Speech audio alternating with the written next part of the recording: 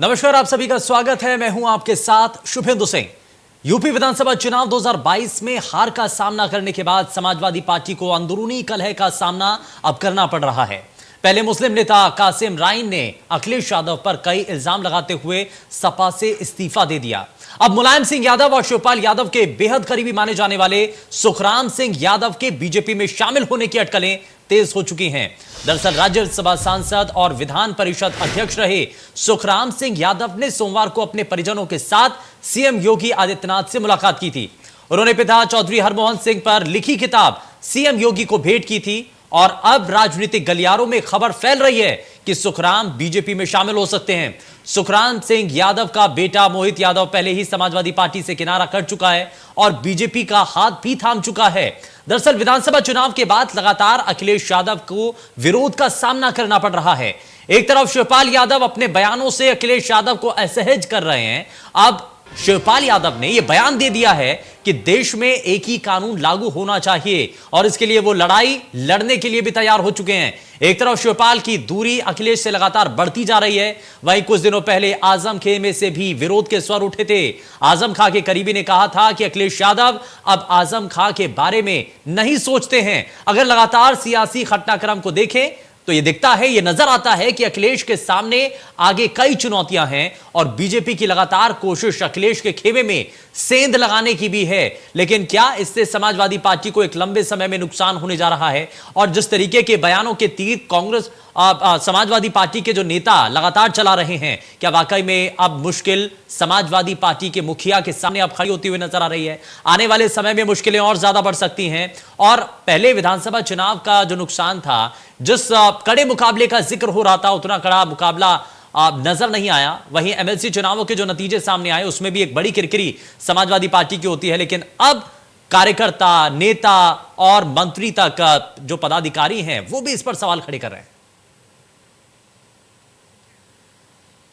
अब जरा सबसे पहले हम आपको सुनाते हैं कि शिवपाल यादव ने आखिर क्या कहा था। वास्तव में उन्होंने भी आवाज़ उठाई थी, लोहिया जी ने 67 में आवाज़ उठाई थी। तो हम लोग आज ही उनके जयंती के शुभ अवसर पर समान नागरिक संहिता की आवाज़ बुलंद कर रहे। तो यहीं से हम लोगों का चाहे आंदोलन करना पड़े, कुछ भी करना पड़े, हमें लोहिया जी के और अम्बेडकर जी के जो भी सपने अधूरे थे उनकी आवाज़ उठा करके अपने संगठन को मजबूत करते हुए आगे बढ़ेंगे। यही सपनों के साथ हम। जहां एक तरफ चर्चा चल रही है कि शिवपाल यादव बीजेपी का दामन थाम सकते हैं, तो उस पर योगी सरकार के मंत्री जेपीएस राठौर ने आखिर क्या कहा है, जरा वो भी आप देखिए। शिवपाल यादव आज अपनी प्रगतिशील समाज पार्टी की राष्ट्रीय कार्यकारिणी भंग कर दी है। चर्चा है कि क्या बीजेपी में जाएंगे, दो चर्चा है, लेकिन इस चर्चा पे हम बात कर लेते हैं। तो क्या बीजेपी ने उनके लिए अपना दरवाजा खोल दिया है?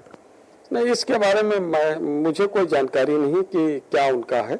अब ये तो माननीय शिवपाल यादव जी के मन में क्या है वो अपना जानते होंगे। और बाकी भारतीय जनता पार्टी की तरफ से मुझे तो कोई जानकारी नहीं और मैं अधिकृत भी नहीं हूँ कि कुछ बात पर उस पर चर्चा करूं। लेकिन आज मैं उनके उस बयान का जरूर स्वागत करना चाहूँगा जो उन्होंने कहा समान नागरिक आचार संहिता का वो स्वागत सम्मान करते हैं। और पूर्व के जो समाजवादी थे वो राष्ट्रवादी थे। राम मनोहर लोहिया जी को ले लें, जयप्रकाश नारायण जी को ले लें, या तमाम ऐसे समाजवादी थे जिन्होंने के भीतर राष्ट्रवाद घुसा हुआ था, मस्तिष्क में रहता था। आज के जो राष्ट्रवादी सोच इनकी हट गई है, समाजवादी, ये लूटवादी बन गए। इनको लूटो और राज करो इस तरीके से आ गए हैं। तो मुझे लगता है कि अगर उन्होंने इस प्रकार की इस समान नागरिक आचार संहिता का जो भारतीय जनता पार्टी का एजेंडा है उसका अगर उसके बारे में सहमति जताई है तो हमें उनके इस विचार का समर्थन करते, स्वागत करते। सुना है। अब ये कहा जा रहा है कि इससे पहले जो समाजवादी सोच थी वो राष्ट्रवादी सोच थी, लेकिन समय के साथ क्या समाजवादी सोच में बदलाव आ चुका है? परिवर्तन आखिर कैसे हो गया है? क्या कुछ, क्योंकि कुछ नेताओं की तरफ से समाजवादी पार्टी के जो शीर्ष नेतृत्व है उसके ऊपर सवाल उठाए जा रहे हैं, और सवालों के साथ ही इस कार्यक्रम को भी जरा आगे बढ़ाते हैं और एक खास बड़ा पैनल हमारे साथ कार्यक्रम में जुड़ा रहा है। जरा सबसे पहले आपको उनसे मिलवा देते हैं। भारतीय जनता पार्टी से नेता देवेंद्र प्रमुख हमारे साथ कार्यक्रम में जुड़ चुके हैं, समाजवादी पार्टी से नेता मनोज पुरवाल साहब हमारे साथ कार्यक्रम में जुड़ चुके हैं, हमारे साथ राजनीतिक विश्लेषक संजय राणा जी कार्यक्रम में जुड़ चुके हैं, वरिष्ठ पत्रकार हमारे साथ डॉक्टर सुनील कौशिक कार्यक्रम में जुड़ चुके हैं। सभी का बहुत स्वागत है। लेकिन मनोज पुरवाल साहब, ये आखिर चल क्या रहा है? पार्टी के भीतर लगातार सियासी तीर चल रहे हैं, सवाल तो ये भी उठाए जा रहे हैं, आजम खां के बहुत करीबी हैं, वो ये बार बार सवाल उठाते हैं, चिट्ठी भी लिखी जाती है, ये कहा जाता है कि मुस्लिम जो समाज है उनका ध्यान नहीं रखा जा रहा है। इसमें सवाल ये भी उठा दिया जाता है कि आजम खां से मिलने के लिए सिर्फ एक बार आप जेल होकर के आते हैं। वो सवाल ये भी उठा देते हैं कि आजम खां के करीबियों से उनको बू आती है। ये आखिर जिस तरीके के आरोप लगाए जा रहे हैं, ये कहा जा रहा है कि आप ध्यान नहीं रख पा रहे हैं, ये आरोप में कितना दम नजर आता है? और हाल ही में जिस तरीके से शिवपाल यादव की दूरियां जो अखिलेश यादव से नजर आती हैं, और इसके तहत समान नागरिक कानून लाने के लिए जो मांग की जा रही है, वो कह रहे हैं कि लोहिया और अंबेडकरवादी यही मांग करते थे, इसी रास्ते पर आगे बढ़ रहे हैं। सबसे पहले रिएक्शन आपका। समान नागरिकता जो वाले कानून लागू करने के लिए कह रहे हैं, ये माननीय जो अपने लोहिया जी रहे हैं, राम मनोहर लोहिया जी, उनके आदर्शों में चलने वाले, उनके वचनों में चलने वाले हमारे नेताजी माननीय मुलायम सिंह यादव जी से ज्यादा कोई नहीं चलता उनके आदर्शों में। और मिनी लोहिया के नाम से जाने जाते थे जनेश्वर मिश्रा जी, वो भी उनके साथी थे। हम समझते हैं कि राम मनोहर लोहिया जी का कोई भी सम्मान बढ़ाने का काम करता है तो माननीय नेताजी और जनेश्वर मिश्रा जी तो अब नहीं है हमारे बीच में, हम लोगों के बीच में, लेकिन इनके वचनों में चलने का काम माननीय नेताजी कर रहे हैं, माननीय मुलायम सिंह यादव जी, और कोई नहीं कर रहा है। और सब लोग अपने धर्म पे, अभी हमने आपके से न्यूज पे भी सुना 2 मिनट पहले ही कि हम अलीगढ़ में रमजान की वजह से नवाज सामने जो है सुंदरकांड का पाठ हो रहा है, बजरंगबली बात, ये क्या हो रहा है? ये तो हमें लगता है माहौल खराब करने की तैयारी हो रही है ना। ये सब नहीं होना चाहिए था। ये कहीं राम मनोहर लोहिया जी के आदेश तो नहीं है, कि कहीं इनका तो नहीं है निर्देश, कहीं से उनका ये नहीं था। आचरण की नहीं, शिवपाल यादव ये कह रहे हैं कि जो अब पहले की जो चीजें थी वो अलग थी, लेकिन शिवपाल यादव ये कह रहे हैं कि आप समान नागरिक संहिता जो है वो आना चाहिए और इसके लिए आंदोलन की शुरुआत वो करेंगे। वो ये कह रहे हैं कि अगर देश भर के अंदर कहीं जरूरत पड़ती है इस मुहिम को आगे बढ़ाएंगे और प्रदर्शन भी किया जाएगा, वो साथ इसमें खड़े रहेंगे। ये किसी के साथ जाना होगा, बड़े दल के साथ अगर हमको तालमेल बैठाना है तो उनके आदर्शों को, उनके नियमों को, इनके जो बायोलॉजी बना उसके हिसाब से चलना पड़ेगा। तो हम तो ये लग रहा है ना, जब तो सबको दिखाई पड़ रहा है, पूरा उत्तर प्रदेश देख रहा है कि माननीय शिवपाल जी के जो है बहुत संबंध मधुरता आती जा रही है सब भाजपा से, तो निश्चित इनका एजेंडे के काम करना पड़ेगा उनको, अगर उनसे संबंध अच्छे रखने हैं, मधुर रखने हैं। नहीं तो अच्छा, भाजपा से संबंध अच्छे रखने हैं तो करना पड़ेगा, लेकिन क्या अखिलेश यादव से संबंध खराब हो चुके हैं? तो अब तो लग रहा है कोई सम्मान की बात में किसी कमी आई है, तब तो इतनी दूरियां बढ़ ही रहे हैं। देखिए, एक पार्टी थी, पार्टी के हिसाब से वो राष्ट्रीय अध्यक्ष अखिलेश जी हैं, तो अन्य अपने हिसाब से काम कर रहे हैं, लेकिन पार्टी के साथ हम लोग जैसे और कार्यकर्ता जुड़े तो हम लोग उनके आदेश का पालन करेंगे। लेकिन राष्ट्रीय अध्यक्ष जी के जो अखिलेश जी हैं, उनके भी चाचा भी हैं, तो उनको थोड़ा सम्मान में जो लगता है हमारे सम्मान कमी हो रही है। और पुराने संस्थापक वो है समाजवादी पार्टी में, नेताजी के एक तरीके से हनुमान थे वो, तो उनको लग रहा है कि हमारी सम्मान कमी आ रही है, इसलिए उनको तकलीफ है। हम लोग तो कार्यकर्ता है, हम लोगों के साथ जैसा सवाल तो ये भी उठाए जा रहे हैं कि इससे पहले जो समाजवादी पार्टी के नेता थे, जो सोच थी वो राष्ट्रवादी थी, लेकिन समय के साथ क्या समाजवादी सोच बदल गई है? देखिए, आप 4-5 दिन से आप देखिए, नेताजी ने बागडोर अपने हाथ में ले लिए, लोगों से मिलना जुलना बराबर तैयारी कर दी, और हम समझते हैं नेताजी की हाथ में बागडोर आने से जो भी कमियां हैं, अगर कहीं कमी रह गई है तो बहुत जल्दी समाजवादी पार्टी में दूरी हो, जो कमियां हैं उनकी खत्म कर दी जाएंगी, दूर कर दी जाएंगी, और समाजवादी पार्टी फिर एक तरीके से नेताजी के संरक्षण में, अखिलेश जी के नेतृत्व में, राष्ट्रीय अध्यक्ष के नेतृत्व में एकदम अपने आप कामयाबी पहुंचेगी। नहीं, इसके पीछे आपको नहीं लगता कि कहीं देरी हो जाए, इससे बहुत ज्यादा नुकसान हो जाए? जब तक आप पार्टी को संभाले तब तक बिखर जाए पार्टी, या शिवपाल यादव अलग हो जाए? राजनीति में सर जी कोई देरी नहीं होती। दो सांसद लेकर चलने वाली भाजपा आज की 3.25 सांसद है, कोई देरी नहीं होती। राजनीति का उतार चढ़ाव होता है। लगता था एक समय था कि कांग्रेस का राज कभी हटेगा नहीं। तो 70 में जब कांग्रेस हटी थी इमरजेंसी टाइम में, तो ये लगता था जब कांग्रेस द्वारा है नहीं 80 पर कांग्रेस आ गई थी। राजनीति में जनता का रुझान, जनता भगवान होती है, कब किसके सिर पर बैठा दे पता नहीं चलता है। आप देखिए समय को कि कितना, आप मेन मुद्दे पे आप लोग थोड़ा इस पर करिए। हम डिबेट नहीं, कराएंगे। मैं ये जानना चाह रहा हूं मैं जरा मनोज जी आपसे ये समझना चाह रहा हूं कि जनता का जो मुंह है वो समाजवादी पार्टी से भंग क्यों हो रहा है? आप लाइन से अलग हट करके चल रहे हैं इसीलिए मोह भंग हो रहा है? जो एजेंडे आप उठा रहे हैं वो गलत हैं इसलिए मोह भंग हो रहा है? हम आपको बताएं, एक पहले क्या समय होता, पहले राजनीति में लोग समाज सेवी लोग आते थे। हाँ। अब जो है राजनीति में ज्यादातर लोग व्यापारी लोग आ गए हैं, जिनकी कहीं ना कहीं कमजोरियां मजबूरियां होती हैं।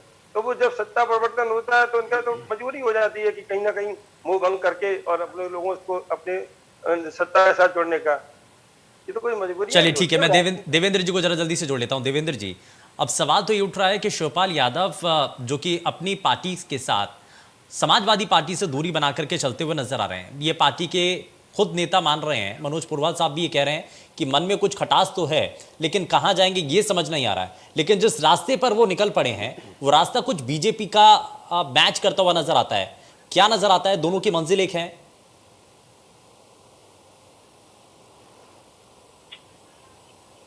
देवेंद्र जी, सोच है कि कहाँ से वो कहाँ डिसीजन का कहाँ जाना है। और मैं एक चीज और क्लियर करता हूँ कि जिस तरह से शिवपाल जी हों, अखिलेश जी हों या अदर तो जो गठबंधन इकट्ठा होकर चुनाव लड़ा हमसे, अभी जिसने 2022 में हमारा सामना किया, पूरा प्रयास किया, सब लोग एक पटल पर थे। आज वो जो कारण है, वो जो नाराजगी है, वो शिवपाल जी की भी है। शिवपाल जी के साथ साथ आजम खान भी नाराज हैं। आजम खान के साथ साथ मुलायम सिंह जी का पूरा परिवार नाराज है। और मुलायम सिंह जी के साथ तो सहानुभूति, अभी मैं उनकी बात सुनना था सपा के प्रवक्ता की, उन्होंने कहा था कि नेताजी ने संभाल लिया। नेताजी अभी इसी स्थिति में नहीं है, मुझे कहने में कोई गुरेज नहीं है। जो संभालने लायक लोग थे वो समय के हिसाब से नहीं संभाल पा रहे। लेकिन एक चीज है, समाजवादी पार्टी का आंतरिक मामला, मैं उस पर ज्यादा नहीं कहूंगा, पर उन्हें विचार करना होगा कि शिवपाल जैसे नेता आखिर उनसे क्यों नाराज हैं। और दूसरे जो आजम खान, जिन पर उनकी सरकारें चली हैं, जिनकी वजह से वो आज एक 20 और 80 का जिक्र हुआ था, जहां उन पर लोगों ने उंगली उठाई थी, वो लोग भी उनके साथ पॉलिटिक्स पा रहे, ये विचार नहीं है उनसे। ठीक है, लेकिन क्या बीजेपी से नजदीकियां बन रही हैं? शिवपाल यादव अगर समाजवादी पार्टी से दूर हो रहे हैं तो नजदीकी क्या बीजेपी के साथ है? देखिए, ये भी अभी स्पष्ट नहीं है अकबर शिवपाल जी क्या कर रहे हैं। मैं ये भी नहीं कह सकता कि उनकी बीजेपी से नजदीकी बढ़ रही है और किन लोगों से मिल रहे हैं, आ रहे हैं। लोकतंत्र में सबका अपना अपना अधिकार है। अर्चना यादव हमारे साथ आई, अच्छे समय से आई, और जब जरूरत थी, जब आई, जब भारतीय जनता पार्टी का साथ लिया। अगर उनके लिए बात की जाए तो ये भारतीय जनता पार्टी का स्पष्ट रूप हो सकता है कि उनका अपना का स्वागत है, उनको कोई जिम्मेदारी जाए, आगे बढ़ाया जाए। क्या करना है ये पार्टी तय करेगा, पार्टी नेतृत्व तय करेगा। लेकिन शिवपाल जी पर ज्यादा विचार करना, शिवपाल जी पर ज्यादा बात करना, मुझे लग रहा है अभी कुछ जल्दबाजी होगी। शिवपाल जी का खुद का डिसीजन है, उन्हें क्या डिसीजन लेना है, क्या करना है। लेकिन जो एजेंडा वो उठा रहे हैं वो तो आपके लिए राहत भरी बात भी है, आप भी इसी एजेंडे पर काम करते हैं। देखिए, बड़ी बात एक और है कि शिवपाल जी का नाम ले रहे हैं, हम शिवपाल जी पे डिबेट कर रहे हैं। लेकिन मुझे तो अभी आपने आजम खान का, जब यहाँ से उनकी लोकसभा से चला, कल मैं परसों डिबेट में था, तो वहाँ काफी चर्चा की बात कर रही कि उनके जो है वो प्रतिनिधि, उनका बयान आया है कि वो किस खिलाफ, वो भी अब कहीं ना कहीं किसी भी ना तरीके से ऐसे बोल रहे हैं, लोग अपनी तरफ से लगा रहे हैं कि वो भी बीजेपी के फेवर में बोल रहे हैं या बीजेपी को अच्छा बता रहे हैं। तो शिवपाल जी भी उसी कड़ी का हो सकते हैं। अगर कर रहे हैं तो ये तो हमारे लिए तो अच्छी बात है। लोकतंत्र में जिस चीज को हम बोलते थे, जिस चीज से हम लोगों के बीच में गए थे, वो सारी चीज आज स्पष्ट हो रही है, हमें बताने की जरूरत भी नहीं पड़ रही है। और ये चीज क्लियर आप भी देख रहे हैं, आपके माध्यम से अब आप नेशनल चैनल पर बैठकर हम चर्चा कर रहे हैं, इस चीज की चर्चा सारे चैनल्स पर बराबर चल भी रही है और हो भी रही है कि जो हमने चुनाव से पहले घोषणा पत्र अपना किया था, एजेंडा जो हमने अपना निकाला था, उस पर हम पूरा काम कर रहे हैं, पूरा ध्येय उस पर है, सरकार बनी है। ठीक है, मैं वापस लौटता हूं, देवेंद्र जी वापस लौटता हूं, संजय राणा जी को जोड़ लेता हूं, उसके बाद सुनील जी आपके पास आता हूं मैं। संजय राणा जी, अब ये सवाल है कि आखिर समाजवादी पार्टी के भीतर जो विरोध के स्वर उठ रहे हैं, ये एमएलसी चुनावों के परिणाम के बाद, क्या इसको हम इस तरीके से देखें कि ये बिखराव के तौर पर है, या अब अंदर अंदर से जो आवाजें अभी तक दबी जुबान में कुछ कहा जाता था, अब वो खुल करके कहने लगे हैं? देखिए शुभेंदु जी, मैं एमएलसी चुनाव को बहुत महत्व नहीं देता, इसलिए उसका कारण है कि जो भी पार्टी सत्ता में होती है उसके पक्ष में होता है। 2010 का एमएलसी चुनाव देख लीजिए, 2016 का एमएलसी चुनाव देख लीजिए और 2022 का एमएलसी चुनाव देख लीजिए, तो तकरीबन एक ही ऐसा रहता है, उसमें कोई वो नहीं है। हाँ, विधानसभा चुनाव बहुत महत्वपूर्ण होता है कि उसमें डायरेक्ट कनेक्ट होता है जनता के साथ। अब आते हैं कि अंतर द्वंद्व चल रहा है, पार्टी के अंदर प्रॉब्लम है कि नहीं। देखिए, अखिलेश जी का एक अपना एक विचारधारा, उनका अपना काम करने का ढंग है जो शायद जो पुराने लोग हैं उनको शायद वो पसंद नहीं आ रहा होगा। अभी आप बात कर रहे थे आजम खान साहब की। आजम खान साहब बहुत अपने चहेतरों को टिकट देना चाहते हैं, लेकिन अगर आप अखिलेश यादव जी की मैं यहाँ पे तारीफ करूंगा, उन्होंने टिकट वितरण किया था, बहुत सोच समझ के टिकट वितरण किया था। जीतना ना जीतना वो किसी के, वो तो अलग विषय होता है, लेकिन टिकट वितरण बहुत सोच समझ किया था। बहुत अच्छा टिकट वितरण मैं बोलता हूं, अगर उसको समाजवादी पार्टी की नजर से देखें तो वो अच्छा था।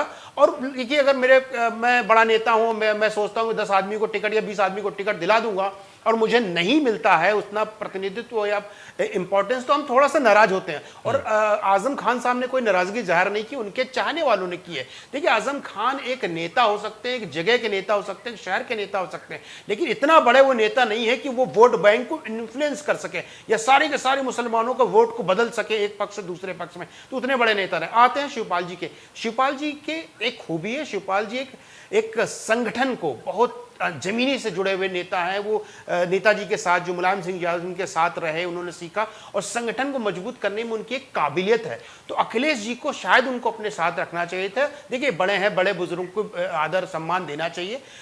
मतभेद हो सकते हैं, हमारे परिवार में किसी के परिवार में मतभेद हो सकते हैं, लेकिन उस मतभेद को भाईचारे से बैठ के डायलॉग के द्वारा हम उसको सुलझा सकते थे। देखिए, बहुत ज्यादा समाजवादी पार्टी को नुकसान या फायदा भारतीय जनता पार्टी को ऐसा कुछ नहीं है, लेकिन एक बड़ा नाम है। जैसे अपर्णा यादव एक बड़ा नाम थी, अखिलेश यादव, सॉरी शिवपाल यादव एक बड़ा नाम है। अगर परिवार से आते हैं, मुलायम सिंह यादव के सगे भाई हैं, अगर वो मूव होकर के बीजेपी में आते हैं तो एक शर्मिंदगी उठानी पड़ सकती है यादव खानदान को। हम कहेंगे समाजवादी पार्टी को तो नहीं, यादव खानदान के लिए शर्मिंदगी की बात होती है कि आपस में मनमुटाव है, परिवार एक नहीं रह पा रहा है।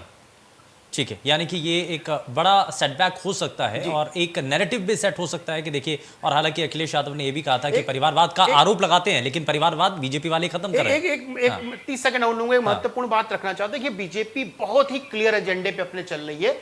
वो उनका एजेंडा ये है कि उत्तर प्रदेश में विपक्ष को विहीन कर देना, विपक्ष विहीन। देखिए, आप देखिए, मायावती खत्म है, कांग्रेस खत्म है, सिर्फ कौन मुकाबला करने वाला है? वो अखिलेश यादव। अखिलेश यादव को इतना घेर देंगे, अपनी उलझनों में परेशान कर देंगे, ऐसा कर देंगे कि वो बाहरी चीजों से निकल ही ना पाए और ये 2024 का चुनाव आराम से निकाल लें। तो एक बीजेपी, मैं हमेशा आपके डिबेट में बोलता हूं, बीजेपी का कोई मुकाबला नहीं है स्ट्रेटेजी और प्लानिंग में। वो अपनी स्ट्रेटेजी प्लानिंग 5 साल पहले बनाती है और उसको इंप्लीमेंट करने में 5 साल लेती है। तो वो चीजें विपक्षी में नहीं है। विपक्षी हमेशा 1-2 महीने का प्लान बनाते हैं, 5-5, 10-10 साल का प्लान बनाते हैं। तो स्ट्रेटेजी में तो बीजेपी को कोई जवाब नहीं है। ठीक है, सुनील कौशिक जी, अब ये सवाल भी है कि समान नागरिक संहिता का जो एक एजेंडा छेड़ दिया है, उसको लेकर के बड़ा सवाल है। मैं सुनील जी के पास वापस आऊंगा, लेकिन मैं जरा जल्दी से इस पर एक रिएक्शन, मनोज पुरवाल जी, इस पर आपसे भी ले रहा हूं कि ये जो एजेंडा छेड़ दिया है, क्या वाकई में ये समाजवादी विचारधारा के साथ मेल खाता है? जिस तरीके से शिवपाल यादव ने इसकी शुरुआत की, हालांकि उन्होंने कहा है कि समाजवादी और अंबेडकरवादी यही चाहते थे और इसी विचारधारा को आगे बढ़ाने के लिए अब इसकी शुरुआत की जा रही है, लेकिन आज जिस तरीके से अखिलेश यादव या पार्टी को देखा जाता है, उसमें शायद ये कहा जाता है कि इसकी कोई जगह नहीं है खुल करके, क्योंकि कोई स्टेटमेंट देता नहीं है। राम मोहन लोहिया जी ने अम्बेडकर जी ने अगर ये विचारधारा उनकी थी, तो ये विचारधारा 10 साल 15 साल पहले भी सब लोग रख सकते थे, आज ही क्यों रखी जा रही है? मैं आपसे फिर बता रहा हूँ भैया जी, अभी जो भाई बड़े भाई ने जो अभी कहा है कि केवल भाजपा का एक लक्ष्य है कि विपक्ष खत्म कर दिया जाए, विपक्ष को कमजोर कर दिया जाए। इसीलिए उन्होंने अब केवल विपक्ष में बचे हैं समाजवादी पार्टी। जो हमारे नेता भी युवा है, उनके पास एनर्जी है, भागने दौड़ने एनर्जी है, तो जानते हैं कि ये विपक्ष फिर खड़ा हो सकता है, सत्ता को परेशान कर सकता है। अगर विपक्ष मजबूत न होता तो हमारे राष्ट्रीय अध्यक्ष जी ने लोकसभा इस्तीफा देके क्यों विधानसभा स्वीकार, इसीलिए कि मजबूत विपक्ष दिया जाए। तो उनको विपक्ष को खत्म करने के लिए या डाउन करने के लिए, उनको परेशान करने के लिए उन्होंने सबसे पहले उनके घर को छेड़ने की कोशिश की है। उसमें पहले उनको छेड़ चुके हैं अपर्णा जी एक नहीं, इस पर कोई प्रतिक्रिया भी सामने नहीं आई ना। शिवपाल यादव अगर ये कह रहे हैं कि देश भर के अंदर अगर इस मामले पर मुहिम चलाने की भी जरूरत पड़ती है तो हम मुहिम भी चलाएंगे, हम काम भी करेंगे, लेकिन इस पर अखिलेश यादव का कोई स्टेटमेंट नहीं आता। अखिलेश यादव क्यों नहीं, अगर उनको भी ये लगता है कि वाकई में बड़ा अच्छा मुद्दा है, ये विषय है देश के लिए, तो क्यों नहीं वो इस पर कोई बयान दे रहे हैं अभी तक? ऐसा है, आप बिल्कुल ठीक बात कर रहे हैं, लेकिन अभी राष्ट्रीय अध्यक्ष जी अभी नहीं बोलेंगे। राष्ट्रीय अध्यक्ष के शिवपाल वासक की मंत्री जी के बोलने के लिए, उनसे बात करने के लिए वे नेताजी हैं।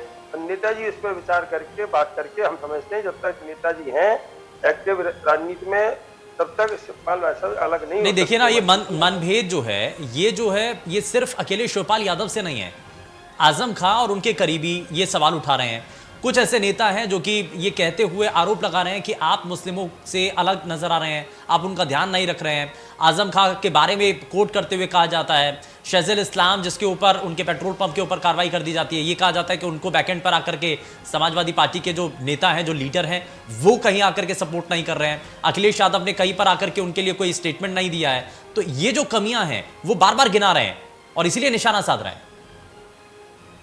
इसी का मंथन चल रहा है और नेताजी के दिशा निर्देश लेकर हमारे राष्ट्रीय अध्यक्ष जी बहुत जल्दी संघर्ष की रणनीति करेंगे और जबरदस्त संघर्ष करेंगे, जमीन पे आके संघर्ष करेंगे। ठीक है, यानी कि वर्क इन प्रोग्रेस चल रहा है अभी पार्टी के भीतर ना, ये अभी स्टेटस ये चल रहा है कि वर्क इन प्रोग्रेस। ठीक है देवेंद्र जी, ये अभी जो काम चल रहा है पार्टी के भीतर, आपको लग नहीं रहा है कि इसमें अगर कुछ देरी हो जाए तो इसमें तो फायदा बेशक पार्टी को, समाजवादी पार्टी को नुकसान होगा, लेकिन बीजेपी को कुछ हद तक बेनिफिट मिलेगा? क्योंकि आप जैसा कहा जा रहा है कि एजेंडा तो यही है ना कि विपक्ष को ना रखें या विपक्ष विहीन हो प्रदेश, तो वो तो होने जा रहा है अगर ऐसा होता है तो। देखिए सर, मैं सबसे जो संजय राणा जी ने आपकी बात रखी थी और स्ट्रेटजी की बात कर रहे थे भारतीय जनता पार्टी की, जो सच्चाई है उसको ओपन होना भी चाहिए, स्वीकार भी करना चाहिए। मैं इस चीज को क्लियर करता हूं कि वास्तव में सच्चाई है कि हम लोग जो है हमेशा काम करते हैं, चुनाव जीतने के बाद भी काम करते हैं और चुनाव में अगर कहीं भूल हो पाते हैं तो उस पर हम चिंता नहीं करते, चिंतन करते हैं, उसका चिंतन बारीकी से करते हैं, उन खामियों को दूर करने का काम करते हैं। मैं फिर स्पष्ट कह रहा हूँ कि विपक्ष विहीन हो उत्तर प्रदेश या विपक्ष में ताकत हो, कोई इस बात से भारतीय जनता पार्टी को फर्क नहीं पड़ता। हमारी जो रणनीति है, हमारा जो काम है 2014 से लेकर आप देख लीजिए और उससे पहला 2014 से पहला पूरा काल पर जब आंकलन करोगे तो क्या क्या बदलाव देखने हुए हैं। अगर कई घंटे की लंबी डिबेट भी हो तो कई चीजें ठीक है, हमें स्वीकार करना पड़ता है, विपक्ष भी अपनी बात रखता है, लेकिन हम इसे गर्व के साथ कहते हैं कि कितने बदलाव कहाँ कहाँ हमने किए हैं। जब हम बोलते हैं तो विपक्ष के लोगों के पास जवाब नहीं मिलते, वो बगले ढाकने लगते हैं। मैं स्पष्ट कहता हूं, हमेशा स्पष्ट बोलता हूं चैनल्स पर बैठकर, मैं भारतीय जनता पार्टी की खाली इसलिए नहीं है कि जोर लगाकर बात रखूंगा, जब कहीं जरूरत पड़ेगी तो मैं उसे स्पष्ट भी करूंगा कि कहां क्या क्या हुआ। आपने देखा था कि जब हम 2022 का चुनाव लड़ रहे थे तो वो स्थिति सारी क्या थी, विपक्ष ने जिस तरह से काम किया है। अच्छा, आप बहुत मैं देवेंद्र जी एक लंबे समय से मैं जानता भी हूं और बहुत साफ और स्पष्ट शब्द आपने खुद भी इसका जिक्र किया है। सुखराम यादव राज्यसभा सांसद लगातार भारतीय जनता पार्टी के संपर्क में भी नजर आ रहे हैं। क्या वाकई में आने के संकेत है भारतीय जनता पार्टी के साथ, वो जुड़ने जा रहे हैं, कुछ ऐसे संकेत? देखिए, इसमें ये एक ऐसा मामला है कि ये कुछ चीज ऐसी होती है कि पार्टी की एक नीति होती है कि उसके अनुसार ही चलना है। अब शिवपाल जी का भी नाम आ रहा है, आप सुखराम जी का भी नाम, या कोई और भी नाम कोई बड़ा ऐसा है। मैंने सिर्फ एक ही चीज पर आपको स्पष्ट बोलना चाहिए, जिस पर मैं बोल गया कि चुनाव से पहले जो अर्चना यादव का डिसीजन था वो स्वागत योग्य था। उसको जो पूरी पार्टी ने माना, पूरे नेतृत्व माना, राष्ट्रीय नेतृत्व में माना और उत्तर प्रदेश नेतृत्व में मानने की बात ही है। और उसमें कहीं ना कहीं जो है भारतीय जनता पार्टी के लिए एक अच्छा मैसेज भी गया।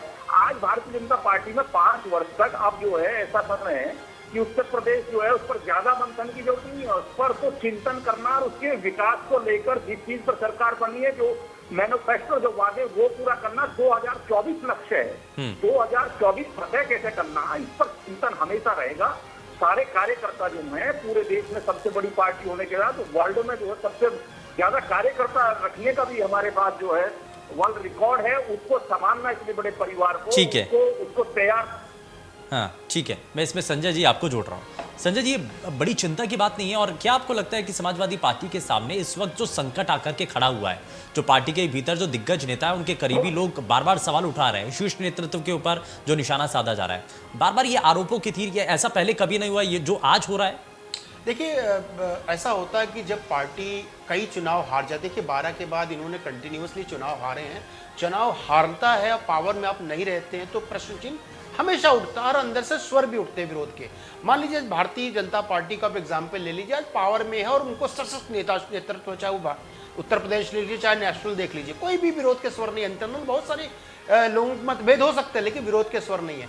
अब आते हैं मुद्दे पे, जो आपने सुखराम जी का नाम लिया चाहे शिवपाल जी, देखिए सुखराम यादव एक पब्लिक नेता नहीं, वो कभी सभासद का भी चुनाव शायद हमारे ख्याल से नहीं जीते हैं। वो हमेशा एमएलसी रहे हैं और राज्यसभा जो भी राज्यसभा सदस्य हैं वो किसी के सहयोग से, यानी समाजवादी पार्टी के सहयोग से बने हैं।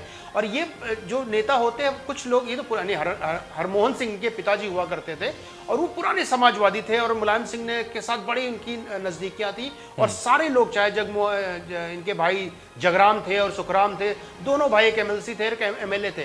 तो जगराम एमएलए का चुनाव लड़ते थे और हमेशा ये बैकडोर से एंट्री करते थे सुखराम। तो सुखराम जी को मैं बहुत बड़ा फेस नहीं मानता, जिसको अगर इधर से उधर हो जाएंगे तो बहुत ज्यादा बीजेपी को फायदा हो जाएगा और समाजवादी को नुकसान हो जाएगा। ये चिंतन का विषय समाजवादी पार्टी के लिए ये है कि अपना कुनबा कैसे बचाएं। अपना कुनबा से मतलब ये नहीं है कि कुछ एक दो नेता इधर से उधर से इधर हो गए, उससे फर्क नहीं पड़ता।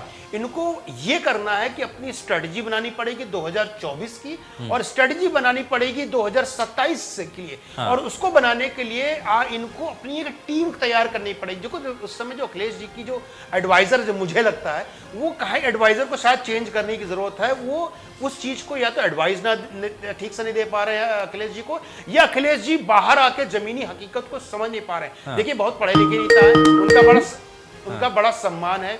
उनको हम लोग मतलब प्रदेश को क्या, हमें भी काफी उम्मीद थी जब वो पहले बार चीफ मिनिस्टर बने थे और आगे भी उम्मीद है। तो उनको अपनी इमेज को बदलना पड़ेगा, जो बहुत ही महत्वपूर्ण है। एमवाई समीकरण से बाहर आना पड़ेगा, अपने इमेज पे काम करना पड़ेगा, अपने संगठन पे काम करना पड़ेगा, स्ट्रेटजी एंड प्लानिंग पे काम करने का, तब जाके 2024 से 27 का किला फतेह हो सकता है। अगर ये छोटी मोटी चीजें तो होती रहेंगी, इससे ज्यादा फर्क नहीं पड़ेगा। हाँ, लेकिन हाँ, डैमेज ये होता है कि इमेज खराब हो जाती है। जैसे भाई चाचा जी बाहर चले गए तो इमेज खराब हो गई। कोई बड़ा नेता, देखिए सुखराम नेता तो है ही है, पुराने 20-25-30 साल से समाजवादी नेता है, उससे थोड़ा बहुत डेंट लगता है, इससे ज्यादा फर्क नहीं पड़ता। ठीक है, इससे ज्यादा फर्क नहीं पड़ता है। लेकिन डॉक्टर सुनील कौशिक भी हमारे साथ लगातार कार्यक्रम में वरिष्ठ पत्रकार बने हुए हैं। सुनील जी, मैं जरा वापस से जल्दी से एक रिएक्शन आपसे इस पर ले रहा हूं कि परिवार को साथ रखने के लिए अब क्या करना होगा, क्योंकि चौतरफा तरीके से घिरे हुए अखिलेश यादव, आप न सिर्फ चाचा शिवपाल यादव की जो कड़वाहट है या कह लीजिए कि जो दूरियां बनती हुई नजर आ रही हैं, उस बात से परेशान है, बल्कि आजम खां जैसे बड़े दिग्गज नेता और उनके करीबी जो लोग हैं उनके, वो लगातार इसको लेकर के सवाल उठा रहे हैं। देखो, मैं ये बात कहूं कि अब तो परिवार की बात होनी नहीं चाहिए। बार बार जो मीडिया इस तरीके के जो बातें करता है कि परिवार में है, परिवार में, अब वो एक पार्टी के राष्ट्रीय अध्यक्ष हैं और अखिलेश यादव समाजवादी पार्टी के राष्ट्रीय अध्यक्ष हैं। दोनों के रास्ते 2017 के बाद बिल्कुल अलग हो गए। कई बार कई लोगों ने भी प्रयास किया, शिवपाल यादव जी ने खुद प्रयास किया कि एक ही पार्टी के नीचे आ जाए, लेकिन वो संभव नहीं हो सका। तो ये बार बार कहना कि परिवार में कोई दिक्कत है, वो मुंह में उसको मानने के लिए तैयार नहीं, क्योंकि वो अपनी पार्टी को देख रहे हैं, समाजवादी पार्टी अपने आप को देख रही है। गठबंधन हुआ 2022 के चुनाव में, हाँ ये कह सकते हैं कि शिवपाल यादव जी को समाजवादी पार्टी के चुनाव चिन्ह पर जरूर चुनाव लड़ाया गया, लेकिन अब आगे की रणनीति है और वो मुझे लगता है कि दोनों पार्टियों की जिम्मेदारी बनती है कि वो गठबंधन कायम रहेगा कि नहीं रहेगा। क्या जो दोनों लोगों की पार्टियों की समझौता हुआ, वो समझौता आगे तक चलेगा कि नहीं चलेगा? क्या वो समाजवादी पार्टी के विधायक के रूप में विधानसभा में बैठेंगे या कोई और? जिस तरीके से 2017 के बाद समाजवादी पार्टी ने इनके विधायकी को निरस्त करने का प्रस्ताव दिया था विधानसभा अध्यक्ष को, वो भाजपा ने स्वीकार नहीं किया, तो क्या अब भी वही स्थिति रहेगी कि नहीं रहेगी? दूसरी बात, 2024 की जो बार बार बात हो रही है, क्या 2024 में ये स्थिति बन पाएगी कि दोनों साथ रहेंगे कि नहीं रहेंगे? और ये शिवपाल यादव जी को अब देखना है, क्योंकि अंतिम समय में जब 2022 में विधानसभा में जब गठबंधन हुआ, तो जिस अपेक्षा के साथ शिवपाल सिंह यादव अखिलेश यादव जी के साथ गए गठबंधन में, वो मुझे लगता है कि वो उनको न्याय नहीं दे पाया। वो अपेक्षाएं समाजवादी पार्टी से थी, वो नहीं मिल पाई। जो चीजें वो समाजवादी पार्टी से चाहते थे, वो समाजवादी पार्टी की तरफ से नहीं हुई। ये चुनाव के समय में भी बात निकल के आई और चुनाव के बाद भी निकल के आई। तो ये गठबंधन चलेगा कि नहीं चलेगा? दूसरी बात क्या है कि मेरा मानना है कि यदि वो प्रसपा में रह सकते हैं तो समाजवादी पार्टी को आराम से डैमेज कर सकते हैं। यदि वो भाजपा के साथ मिलके जाते हैं या भाजपा में विलय करते हैं या भाजपा की सरकार में वो सम्मिलित होते हैं, तो जितना भी उनको साइकोलॉजिकल सपोर्ट समाजवादी पार्टी के लोगों की तरफ से मिला है, वो मुझे लगता है खत्म हो जाएगा। आज आधी से ज्यादा समाजवादी पार्टी के लोग, चाहे वो अखिलेश यादव जी के साथ हो, लेकिन मन से दिल से वो शिवपाल यादव जी के साथ हैं, खुल के नहीं आ पा रहे हैं। यदि वो भाजपा के साथ जाते हैं खुल के, तो वो वर्ग समाजवादी पार्टी की ओर वापस करेगा। तो आज जो बयान शिवपाल सिंह यादव जी ने जो दिया कि सिविल कोड लागू हो कि नहीं हो, मैं अपने व्यक्तिगत अनुभव से ये कह सकता हूँ, क्या वो केजरीवाल के पद चिन्हों पर चलने का प्रयास कर रहे हैं क्या? क्या वो एक नई थीम उत्तर प्रदेश में लाना चाह रहे हैं कि जिस विचारधारा के साथ भाजपा लड़ रही थी, उसी विचारधारा पे केजरीवाल भी निकल गए? यदि आपने पंजाब में देखा होगा, दिल्ली में, वो देशभक्ति की बात करते हैं, देश प्रेम की बात करते हैं। तो कुछ मुद्दे भाजपा के ऐसे थे जो आप पार्टी ने लिए चुनाव के समय पे। तो क्या मैं कहूँ क्या वो केजरीवाल के हिसाब से समाजवादी पार्टी को खत्म करेंगे, या एक अपना प्रस्ताव को मजबूत संगठन के साथ चला करके एक बैकडोर पे जो होता है पीछे के पर्दे से, कि भाजपा या अन्य राजनीतिक दल जो जिनको फायदा मिलता है वो पीछे से अन्य छोटे राजनीतिक दलों को सपोर्ट करते हैं। क्या भाजपा इस रणनीति के साथ काम करेगी कि प्रस्ताव को पीछे के पर्दे से सपोर्ट करे समाजवादी पार्टी को खत्म करने के लिए? और जिन मुद्दों को लेकर के शिवपाल सिंह यादव आगे आना चाहते हैं, मुझे लगता है कोई न कोई उनका एक एडवाइजर या बीजेपी की तरफ से जरूर एडवाइजर दिया गया हो, या उनकी तरफ से भी कोई एडवाइजर रहा हो। जो आज का बयान है वो मुझे लगता है कि केजरीवाल जिस दिशा में जा रहे हैं और जिस दिशा में जाकर के उन्होंने कांग्रेस को खत्म करने का प्रयास किया, शिवपाल सिंह यादव मुझे लगता है उसी रास्ते पर चलने की बात है। नहीं, इसमें खत्म किसको करेंगे? समाजवादी पार्टी को? समाजवादी पर, बिल्कुल समाजवादी पार्टी को। मैं फिर कह रहा हूँ, यदि प्रस्ताव भाजपा के साथ जाती है तो डैमेज समाजवादी पार्टी नहीं होगी। यदि प्रस्ताव मजबूत होकर के रहती है तो समाजवादी पार्टी को वो डैमेज करेगी, खत्म भी करेगी। और जो सहानुभूति शिवपाल सिंह यादव जी के साथ है वो अखिलेश यादव जी के साथ नहीं है। कि ऑफ कैमरा आप समाजवादी पार्टी के बड़े लोगों से बात करोगे तो आज भी वो शिवपाल यादव जी के ठीक है। मैं इसमें जरा जल्दी से एक रिएक्शन इसमें संजय जी से ले लेता हूं, उसके बाद मैं आता हूं बाकी मेहमानों के पास। संजय जी, अब इसमें एक सवाल मैं और जोड़ देता हूं इसमें, क्योंकि एक तो फैक्टर हमने अभी सिर्फ शिवपाल यादव का इसमें समझा है, लेकिन आजम खान जो कि एक बड़े तरीके के नेता है, एक इलाके पर उनका पूरा होल्ड माना जाता है, कम्युनिटी पर होल्ड की भी बात उनकी मानी जाती है, और इससे पहले भी चाहे जो यादव परिवार से बड़े नेता हैं वो भी उनको मनाने के लिए रूठ जाते हैं, तो वो मनाते हैं, कोशिश की जाती है कि वो अलग ना हो, कम से कम वो पार्टी के साथ वो इसी तरीके से जुड़े रहें। लेकिन जिस तरीके से उनके साथी या उनके करीबी जो आरोप लगा रहे हैं, अगर इसमें प्रमुखता रहती है और ये जो लड़ाई है वो आगे बढ़ती चली जाती है, पार्टी से अलग होने की अगर सोचते हैं, तो एक और बड़ा झटका ये माना है। देखिए, अभी डॉक्टर साहब की बात सुन रहा था, डॉक्टर साहब की एक बात से बिल्कुल मैं सहमत हूं, अगर भारतीय जनता पार्टी में शिवपाल जी चले जाते हैं तो उनको ही नुकसान है, समाजवादी पार्टी को कुछ नुकसान नहीं है। लेकिन जो दूसरी बात डॉक्टर साहब ने कही है उससे पार्शियली मैं सहमत हूं, पार्शियली असहमत हूं। देखिए, शिवपाल यादव जी एक संगठन को तो मजबूत कर सकते हैं, लेकिन वो मास लीडर नहीं है। उनको सुनने के लिए भीड़ नहीं आ सकती, उनको वोट डालने के लिए भीड़ नहीं आ सकती है। हो सकता है अपनी विधानसभा जीत सकते हैं, अगल बगल की एक आध विधानसभा जिता सकते हैं, लेकिन उत्तर प्रदेश लेवल पे या समझ लीजिए 50-100-200 सीट के जिताने की क्षमता उनके अंदर नहीं है। अगर भारतीय जनता पार्टी उनकी पार्टी को समर्थन भी देती है तो संगठनात्मक वो बहुत मजबूत हो सकते हैं, रोड पे वो लड़ाई कर सकते हैं, आंदोलन कर सकते हैं, लेकिन वोट में कन्वर्ट वो नहीं कर सकते हैं, ये उनके अंदर वो क्षमता नहीं है। अब आते हैं आजम खान। देखिए, आजम खान पुराने नेता, तो प्लीज उनको समझने की जरूरत है, वो अब एकदम किराने कर दिए गए। एक जमाने में आजम खान मतलब डिप्टी चीफ मिनिस्टर यानी सेकंड चीफ मिनिस्टर कहा जाता था, जो चाहते थे कराते थे पार्टी के अंदर। अब उनको दरकिराना कर दिया। दरकिरार जो हो जाता है उसको थोड़ी तकलीफ होती है। देखिए, कोई भी बड़ा नेता अगर जाता है तो डेंट, मान लीजिए भाई वहां से 4 सीटें या 5 सीटें उनके इन्फ्लुएंस से जीते हों समाजवादी पार्टी के लोग, तो फर्क तो पड़ेगा ही पड़ेगा। लेकिन यह है कि शायद अगर अखिलेश चाहे तो इसको मैनेज कर लेंगे। अखिलेश के साथ ये प्रॉब्लम इसलिए हो रही है, अखिलेश जी का जो, शायद मैंने ओपनिंग स्टेट में कहा, तो उनका जो व्यवहार है, जो नेचर है, उसको उनको थोड़ा सा बदलाव करना पड़ेगा। अभी भी वो चीजें नहीं है जो एक लीडर में होनी चाहिए, एक नेतृत्व में होनी चाहिए। उम्र कम और ज्यादा वो सेकेंडरी होती है, लेकिन एक नेतृत्व करने की क्षमता जो होती है नेता में, या कम उम्र के नेता भी नेतृत्व करने की क्षमता रहती है, वो थोड़ी सी नेतृत्व करने में अभी मुझे लगता है कि कहीं ना कहीं उनको थोड़ा सा ट्रेनिंग की जरूरत है। अभी समाजवादी पार्टी के हमारे मित्र बोल रहे थे कि नेताजी आ जाएंगे, नेताजी सब कुछ देख रहे हैं, तो इन्होंने खुद अपने मुंह से बोल दिया है कि शायद इनकी पार्टी में अखिलेश जी से चीजें संभल नहीं रही है। हो सकता है मुलायम सिंह जी यादव जी आ जाए और चीजों को संभालें। तो ये मैंने आपको पहले बोला था, थोड़ा सा व्यवहार उनका थोड़ा सा अजीब सा है, जिसकी वजह से कई लोग उनसे नाराज होते हैं। मतलब कह सकते हैं एरोगेंट, अंग्रेजी में एक शब्द कहा जाए तो ज्यादा अच्छा होगा उनके लिए। थोड़ा सा एटीट्यूड, एरोगेंट में भी पढ़ाई लिखाई का फर्क हो, लोगों को समझ नहीं पाते हैं। देखिए, जमीन से उठ के आते हैं तो आप एक एक चीज जानते हैं, जब आप हेलीकॉप्टर से आते हैं तो चीजों को समझने में काफी समय लग जाता है। ठीक है, मनोज जी, आपने भी ऐसे कुछ महसूस किया क्या?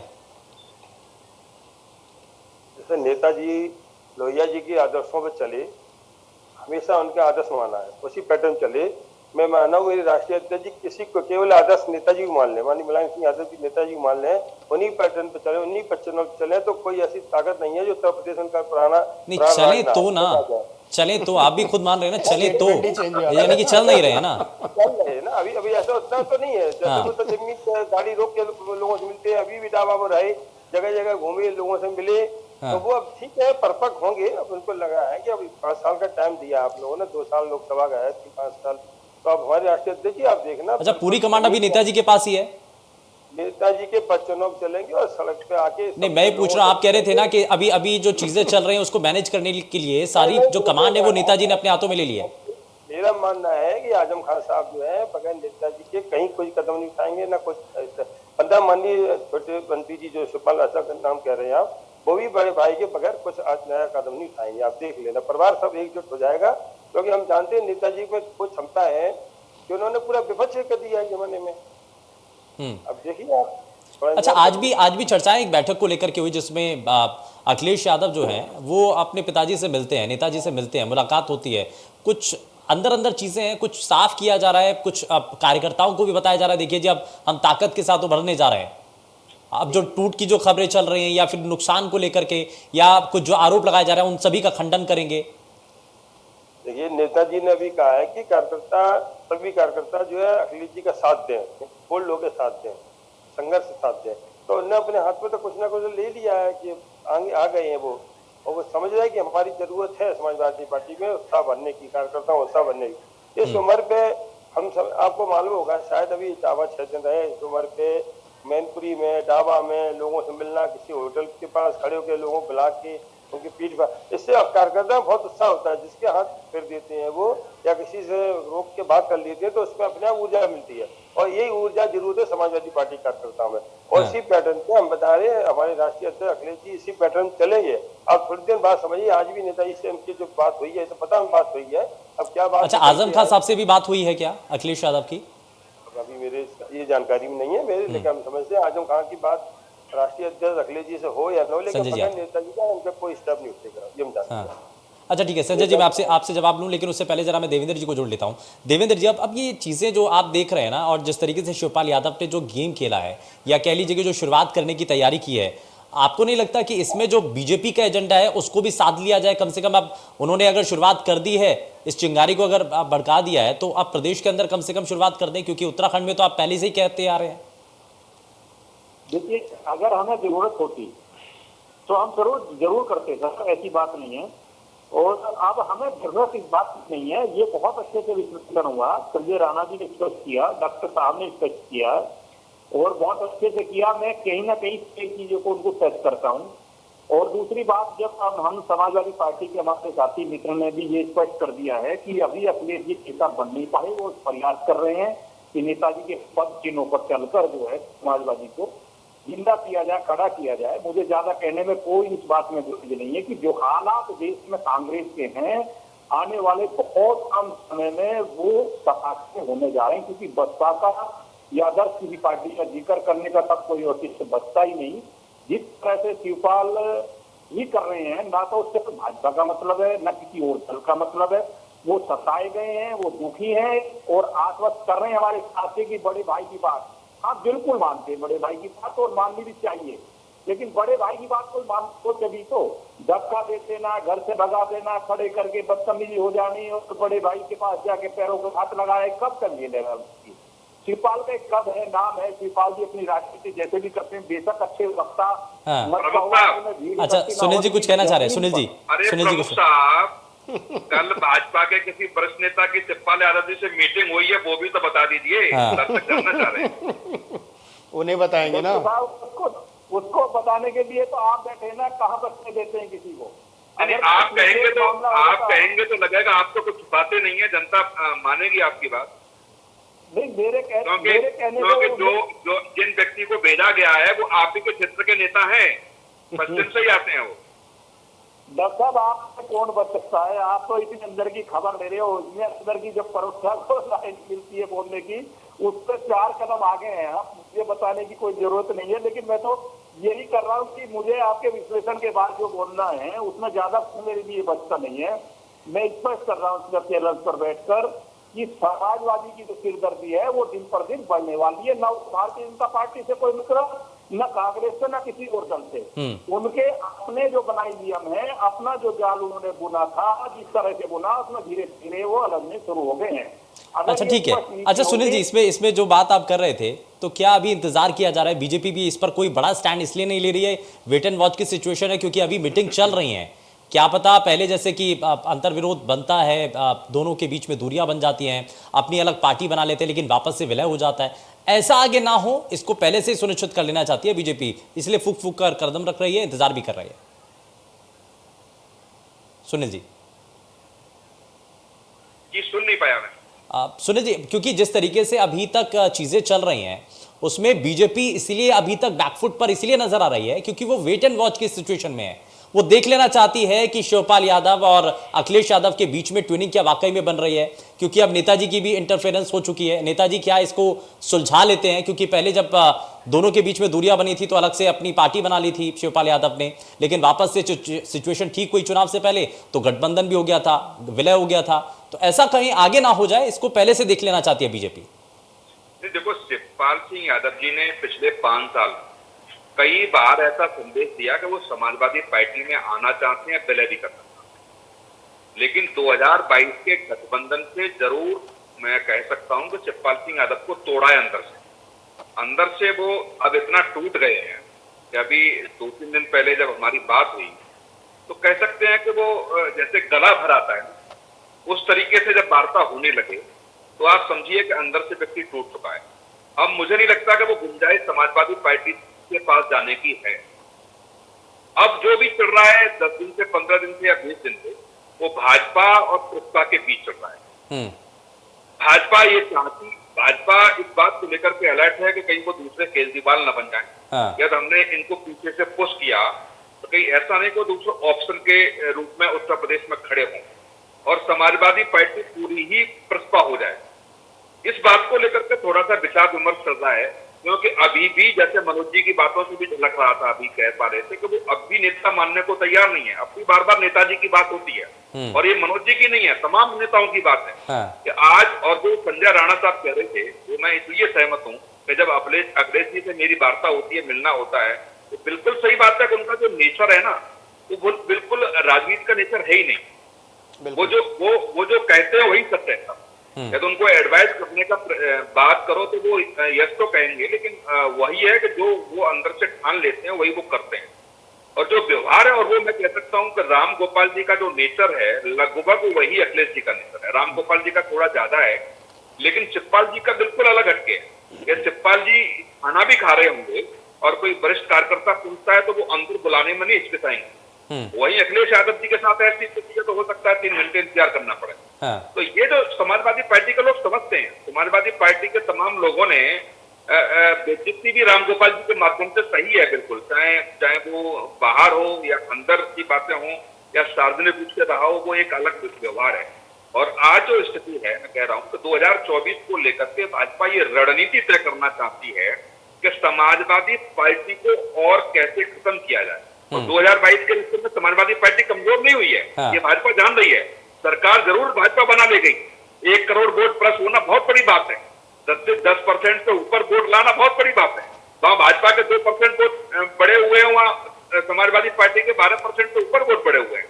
इस बात को भाजपा समझ रही है, इसलिए अब छोटे छोटे राजनीतिक दलों से खतरा नहीं है। अब जो भी रणनीति 2024 की होगी वो समाजवादी पार्टी कितनी डैमेज बीजेपी कर सकती है और किन किन के लोगों के माध्यम से कर सकती है, तो पूरी पोजीशन में मैं कह रहा हूँ समाजवादी पार्टी ने जो कुछ लोग हैं, मैं नाम नहीं खोल सकता चैनल पे क्योंकि कुछ व्यक्तिगत बातें होती हैं, वो एक टीम बिल्कुल लगा रखी है बीजेपी ने कि इसका फायदा 2024 में कैसे हो और अखिलेश जी को और कैसे अलग अलग किया जाता है। ठीक है संजय राणा जी, अब मैं जरा जल्दी से एक रिएक्शन ले लेता हूं, उसके बाद मनोज जी आपके पास आऊंगा। ये मंथन का दौर चल रहा है समाजवादी पार्टी के भीतर, अब मंथन हो रहा है तो विष भी निकलेगा और अमृत भी निकलेगा। अमृत किसके हाथ लगेगा और विष किसके हाथ लगेगा, ये फिलहाल देखना है, इसी बात को लेकर के इंतजार है बस। देखिए ऐसा है कि अगर अखिलेश जी थोड़ा सा भी स्मार्टली अगर खेलेंगे तो उनके हाथ में अमृत लगेगा, नहीं तो विष लगना कंफर्म है। क्योंकि जिस तरह उनका व्यवहार, जिस तरह पार्टी में हरकतें चल रही हैं और मनमुटाव चल रहा है, उनके लिए 2024 हो जाएगा। और आपको एक चीज 30 सेकंड और लूंगा, मैं बताना चाहता हूं कि जो भारतीय जनता पार्टी गुजरात में किया था 1995 के, उसी पैटर्न पे उत्तर प्रदेश में चल रही है। अगर वो पैटर्न थोड़ा भी अगर सक्सेसफुल होता तो हमें नहीं लग रहा है कि बीजेपी को आने वाले 27 तो छोड़ दीजिए, उसके बाद वाले चुनाव में कोई हरा सकता है, क्योंकि वो एक जो सबसे बड़ी पार्टी थी समाजवादी पार्टी, उसको एक तरह से स्ट्रेटेजिक प्लानिंग के तहत कमजोर करने की कोशिश कर रही है। अगर वो कर दी और अपनी प्लानिंग में सक्सेसफुल होती है तो आप मान लीजिए आने वाले 5 साल तो है ही है, उसके बाद 10 साल भी बीजेपी को कोई हरा नहीं सकता। उत्तर प्रदेश में कोई विपक्ष रहेगा ही नहीं रहेगा। मनोज पुरवाल साहब, ये लंबी लड़ाई अगर लड़नी है तो सबसे पहले कार्यकर्ताओं को तो साथ रखना पड़ेगा, और सबसे पहले अपनों की जो उनके विचार हैं कम से कम उनको सुनना पड़ेगा, उनकी जो परेशानियां उनको सुनना पड़ेगा, हल तो निकालना पड़ेगा। अब इसके लिए आप कह रहे हैं नेताजी ने कमान संभाल ली है, 10-15 दिन इसके भीतर सब कुछ तय हो सकता है, ये मान लीजिए। आप मेरी बात समझिए, बड़ी सी बात हम आपसे कहना चाहता हूँ कि जो लोगों के ऊपर डोरे डाले जा रहे हैं उनसे समाजवादी पार्टी का वोट कम नहीं होगा। चाहे आपके अच्छा, कौन डाल रहा है? जो भी बीजेपी डाल रही है, और कौन डाल रहा है, उनको डोरे डाल के सुखराम जी के नाम ले रहे हैं, कहीं इनका नाम ले रहे हैं, उनको कहीं सपा का वोट जो है, बेस वोट है, वो कम नहीं होगा। वो केवल एक डिस्टर्ब करेंगे टीवी न्यूज दिखाने के लिए, ये साहब ये छोड़ गए, अब ये छोड़ गए, ये छोड़ गए। वोट बैंक पहले भी सपा बढ़ा, अब भी बढ़ेगा, क्योंकि महंगाई, बेरोजगारी सब बढ़ रही है। और ये सब जो चल रहा है कि मस्जिद के सामने, कुरान के सामने आप हनुमान चालीसा कर रहे हैं, ये सब क्या हो रहा है? हम भी अब कह रहे हैं ये सब अच्छी बातें नहीं है। जो जैसे पहले कभी जो नमाज के टाइम में कभी भी हनुमान चालीसा नहीं होता था, ये सब उपकार बढ़ाने का तरीका है। अच्छा, इसीलिए समान नागरिक संहिता लाने की बात कर रहे हैं नेताजी। हम ये कह रहे हैं कि शिवपाल यादव इसलिए कह रहे हैं संयम रह के अपना जो है जिस तरीके से दिनचर्या और लोगों धार्मिक भावनाएं चल रही थी, चलने दो। हाँ, ये सही है, जहाँ उग्रवाद है वहाँ को दमन करना चाहिए, जहाँ आतंकवाद है उनको दमन करना चाहिए, जहाँ गुंडागर्दी है उसको भी खत्म करना चाहिए। चलिए ठीक है, समय थोड़ा सा कम है, माफी के साथ रुक रहा हूँ। खैर, बहुत शुक्रिया सभी खास मेहमानों का कार्यक्रम में शामिल होने के लिए। लेकिन अखिलेश के खेमे में जिस तरीके से घमासान मचा हुआ है, उसको लेकर के संकट की स्थिति है, लेकिन क्या आने वाले समय में इस संकट को दूर करने के लिए कुछ पुख्ता कदम उठाए जाएंगे? नेताजी ने कमान तो संभाल ली है, लेकिन कितना जल्द इस कमान को संभालते हुए सभी चीजों को बैलेंस कर लिया जाएगा, ये देखने वाली चीजें हैं। पेशकश में फिलहाल के लिए बस उतना ही। नमस्कार।